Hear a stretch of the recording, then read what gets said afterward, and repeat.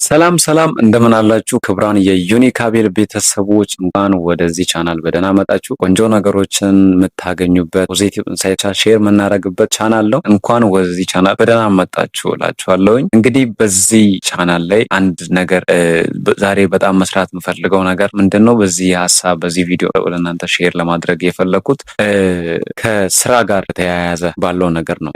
ብዙ ሰዎች ይህንን ነገር ሲመክራችሁ ሰምታችሁ ሊሆን ይችላል። አንድን የራሳችሁን ስራ አሁን ማንም በዚህ ሰዓት ብትጠይቋቸው አንድን ሰው ማንንም ሰው በዚህ ሰዓት ጠይቁ ስለ ስራ ሊነግራችሁ የሚችለው አንድ ነገር አለ። የራስህን ነገር ጀምር ይላል።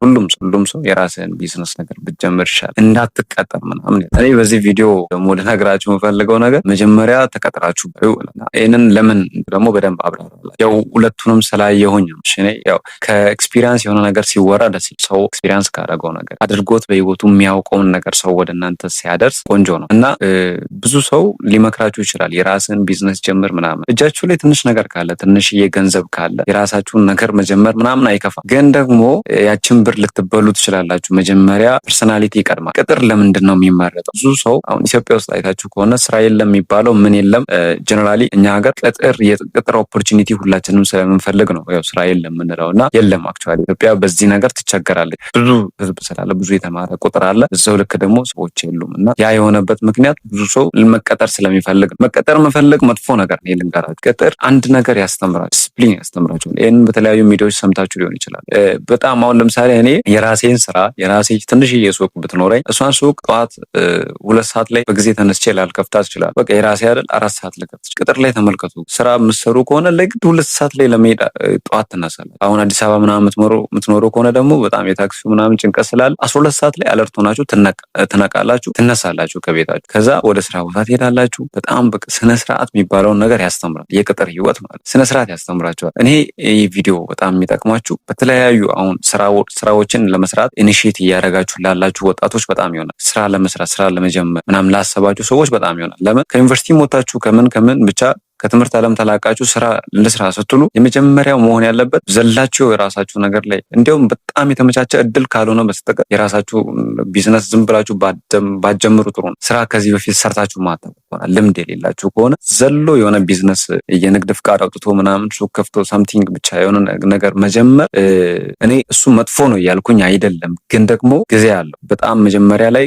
ቅጥር ምን እንደሚመስል ብታዩ አሪፍ። ቅጥር ላይ አንደኛ ምን ትማራላችሁ? ኮንስተንሲ ትማራላችሁ፣ ዲስፕሊን ትማራላችሁ። ሳትወዱ በግዳጁ ጠዋት መነሳትን ትማራላችሁ። ከዛ ደግሞ የተሰጣችሁን ታርጌት ካላደረጋችሁ ያ ነገር ዋጋ እንደመስከፍላችሁ ትማራላችሁ። በተለይ በግል ተቋማት ብትሰሩ ያው ይሄንን ያልኩበት ምክንያት ስለሆነና በቃ በደንብ ያሻችኋል የቅጥር ህይወት። ከዛ ያ ደግሞ ለመልካም ያጠነክራችኋል። እናንተ የራሴን ብጀምርማ እንደዚህ በደንብ አድርጌ ነው የምሰራው ትላላችሁ። ግን ከመሬት ተነስታችሁ የራሳችሁን የምትከፍቱ ከሆነ አሁንም የእናንተ ቢሮ ለእናንተ ኮምፎርት ዞን ነው። አትለወጡ፣ አታድጉበት። በቃ ወይም ከቤት ኪራይና ከዛች ከሆነች ነገር ማታልፍ ብር ብቻ ይሆናል የምታገኙት። ወይም ቢዝነሳችሁ ራን ሜክ የሚያደርገው ያችን ብቻ ሊሆን ይችላል። ያ የሚመጣው መጀመሪያ ተቀጥሮ ካለማየት ነው። ስለዚህ መጀመሪያ ብትቀጠሩ እንደኔ በጣም ጥሩ ነው። የምሬ ነው። እኔ መጀመሪያ ላይ ተቀጥሬ አይቻልም። ቅጥር ህይወት በጣም ያሻችኋል፣ በጣም ይይዛችኋል። ለዛ ነገር ኮሚትድ መሆን አለባችሁ። በዛ ነገር በጣም መያዝ አለባችሁ። ይሄ የቅጥር ባህሪ ነው። ማንኛውም መስሪያ ቤት ሳያሰራችሁ አይከፍትም። ስለዚህ መጀመሪያ የቅጥር ህይወት እናንተን በጣም አድርጎ የሚያስተምረው ምንድን ነው? ታሽቶ መስራትን፣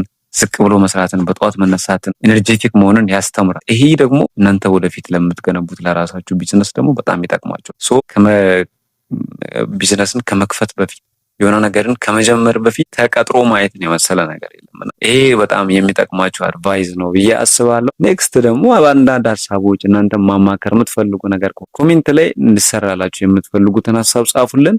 ቀጣይ በጥሩ ቪዲዮ ደግሞ እንገናኛለን። ቴሌግራም ኮሚኒቲም አለ፣ ዲስክሪፕሽኑ ሊንክ ላይ እናስቀምጥላችኋለን። ቀጣይ እስከምንገናኝ መልካም ጊዜ እንላለን።